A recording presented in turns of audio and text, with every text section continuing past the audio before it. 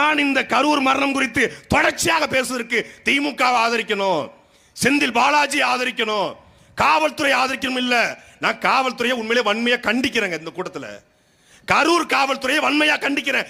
ஏன் 41 மரணத்துக்கு காரணமான விஜயை கைது செய்யாமல் இருப்பதற்கு கரூர் காவல்துறையை கண்டிக்கிறேன்.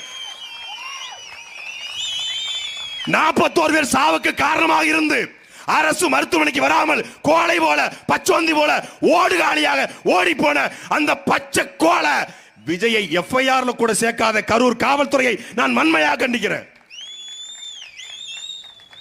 ஒரு மீம் போட்டதற்காக பறந்து போய் தர்மபுரியில காளி என்கிற தம்பியை கைது பண்ண காவல்துறை, காவிரி போராட்டத்திலே பங்கேற்றதற்காக எங்கள் தம்பி இடமானம் கார்த்திக் மீது குண்டர் சட்டம் போட்ட காவல்துறை, பாக்ஸ்கான் பெண் ஊழியருக்காக பேசியதற்காக என் மீது குண்டர் சட்டம் போட்ட இந்த காவல்துறை, இதே கரூர்ல செந்தில் பாலாஜி அவர்கள் குறித்து பேசியதற்காக என் மீது கரூர் சைபர் கிரைம்ல வழக்கு போட்ட இந்த காவல்துறை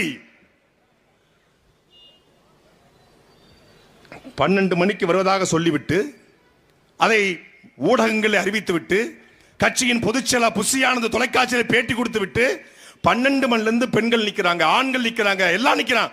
ஒரு தண்ணி பாட்டில் கூட வைக்காம 7 மணி நேரம் காத்திருந்தும் தண்ணி தண்ணி என்று கத்திய பிறகும் அதை பத்தி கவலைப்படாது பாட்டிலுக்கு 10 ரூபா, பாட்டிலுக்கு 10 ரூபான்னு பாட்டு பாடி செந்தில் பாலாஜி விமர்சிக்கணும், திமுக விமர்சிக்கணும் என்கிற ஒன்றை தவிர எத்தனை பேரும் செத்தாலும் சாகட்டும் என்று 8 மணிக்கு கூட்ட முடியுது. 8:10 விஜய்க்கு தெரியாதா செத்து போயிட்டாங்கன்னு?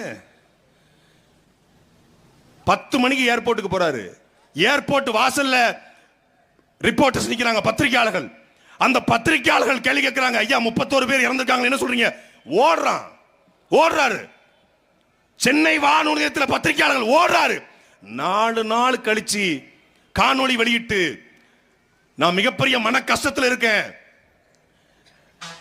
சிஎம் சார் என்னைய பழிவாங்கன்னா என்னைய பழிவாங்க, எங்க ஆட்களை விட்டுங்க அப்படின்னு காணொளி வெளியிட்ட விஜய் தெம்பும் தைரியமும் துணிச்சலும் இருந்திருந்தால் இதே கரூர்ல என் மக்களை விட்டு நான் போக மாட்டேன், உன்னால